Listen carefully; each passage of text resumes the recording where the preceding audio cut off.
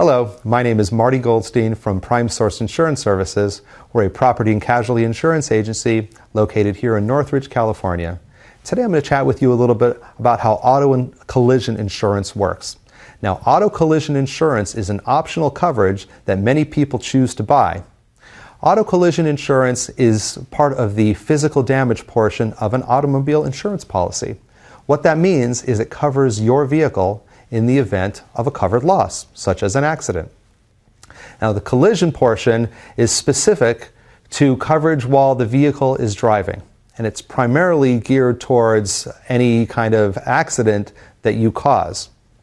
So if you're involved in an accident and the vehicle is damaged, dents, scratches, what have you, or even totaled, the auto collision portion of the insurance policy is going to pick up any of those damages to the vehicle or could give you a payout if the vehicle is a total loss.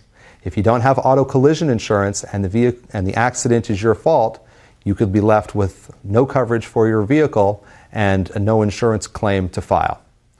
My name is Marty Goldstein from Prime Source Insurance Services. It's great chatting with you today.